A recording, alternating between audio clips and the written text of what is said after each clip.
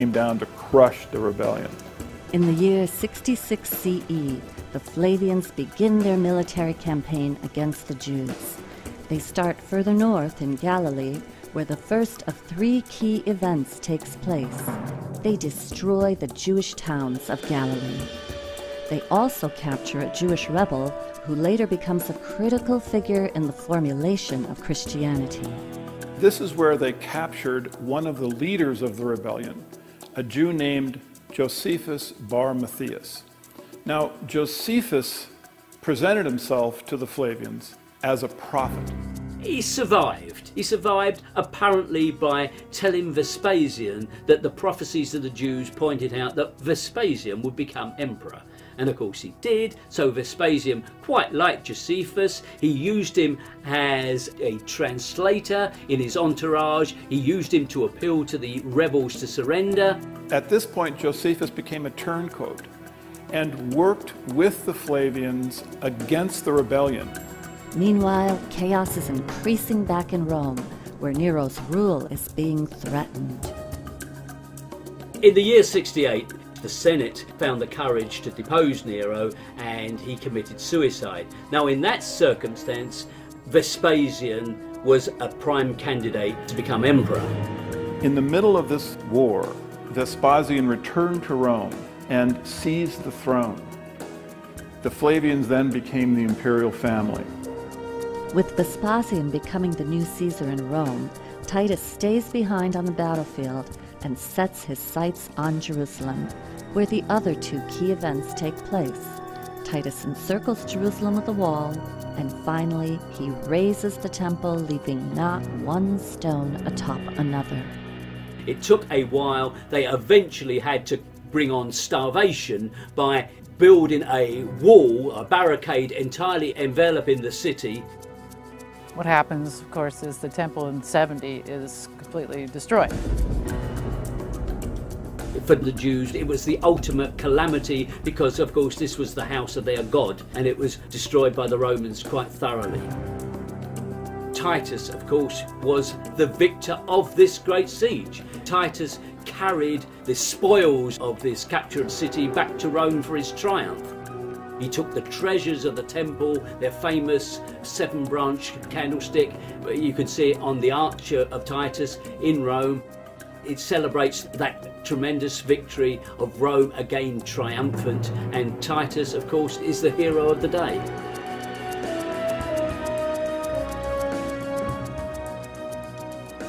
All of the artifacts from the temple that they seized, they put on public display in what they refer to as the Palace of Peace, except for one item. The Jewish scripture, Josephus records that the Flavians took and placed in their private palace where no one was allowed to see it. Although Titus Flavius successfully ended the rebellion in Judea, another rebellion soon broke out in Alexandria, Egypt. The Flavians were clear that this was not the end of the Jewish Messianic movement. They also recognized that it was the Jews' Messianic literature that was fueling this movement. So once they captured the Jewish scripture, they had all other copies of it destroyed. And that's why the Dead Sea Scrolls had to have been buried in a cave, because that was the only way they could be safe from the Roman destruction. There was not a single scrap of literature found from the Messianic movement until the scrolls were discovered.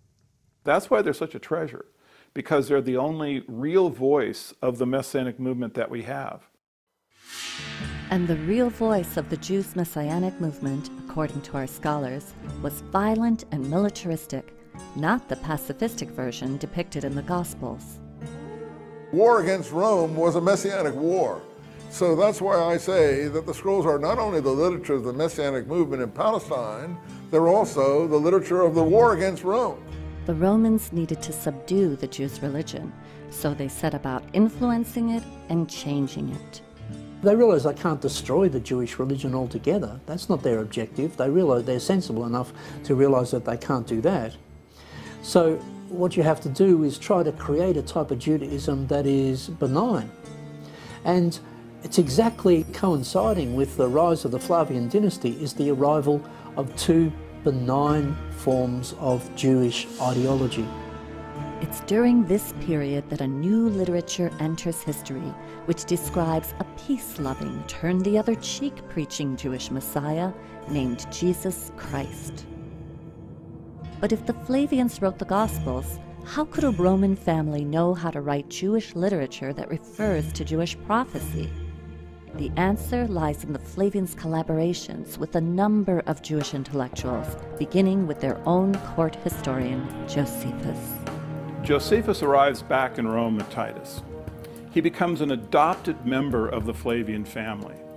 An amazing turn of events for the Jewish turncoat. He becomes Flavius Josephus. Josephus at this time begins writing the history of the war, and he records that Titus gave him the Jewish scripture. Josephus's histories have always been associated with the origins of Christianity. Time and again you can find parallels between what Josephus writes and what turns up in the Gospels. It's a powerful evidence of their true origin. In reading the works of Josephus side by side with the Gospels, scholars have noticed parallels between the two works. It appears as though the history of Josephus records events that fulfill the prophecies of the Old and New Testaments. Early Christians understood this connection. In fact, when the Bible first began to be printed in the Middle Ages, it included the history of Josephus.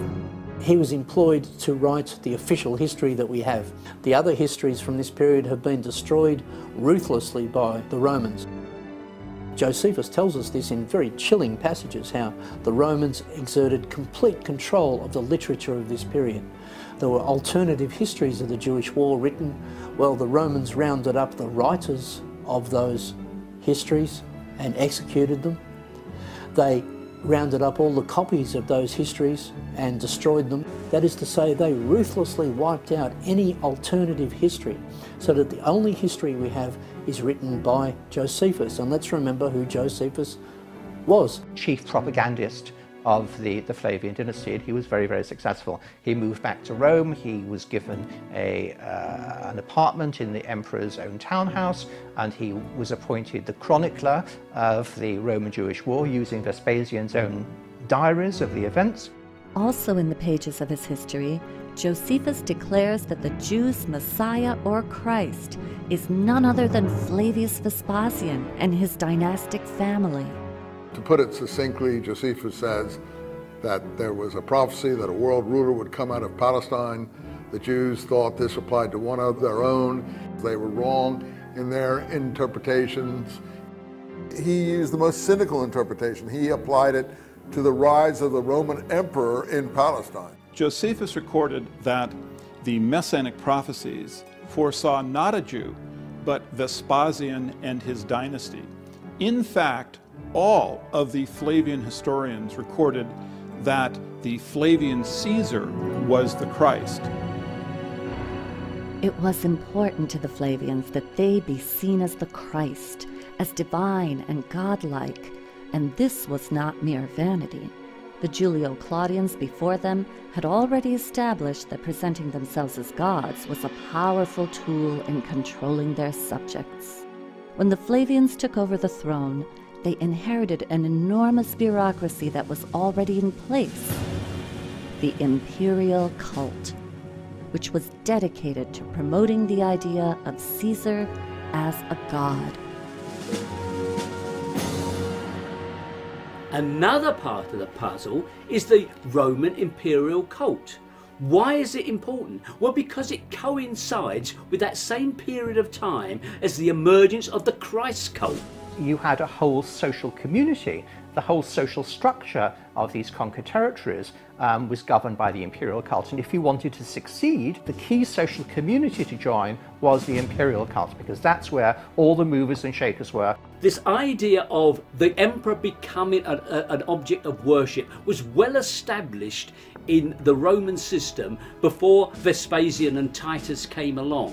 It was prevalent in all major centres. It had its own priesthood. There was a ceremony, an annual celebration, annual games for the imperial cult. Now, it had many characteristics which would later colour the Christian cult. It grew in the same centres. It made claims that were later transferred to Christ. The Julio-Claudians had claimed that they were of divine descent and that they were therefore legitimate. Their power base was the Roman aristocracy, the Roman nobility. All of that collapsed into this power vacuum. Vespasian was declared emperor by the troops, by the Roman army. So effectively it was a military coup. With the change of dynasty, they have to create a whole mythology to legitimise that dynasty. At the same time, they're creating a whole mythology to counter Jewish messianism. Somewhere along the line, those two things get mixed together. When Vespasian died, Titus began the process of having his father deified. This is a complicated process because only the Roman Senate can bestow on an individual the title of deus or God. Titus came to the Senate and presented evidence that the life of his father had been divine. Certainly this would have included the military campaign that the Flavians waged through Judea. And it's at this time I think the Gospels were written, because the theological structure in the Gospels of a God the Father and the Son of God is the same one that Titus would have been presenting to the Roman Senate.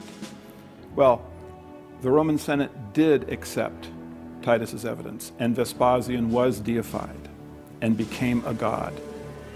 Titus therefore became a son of God.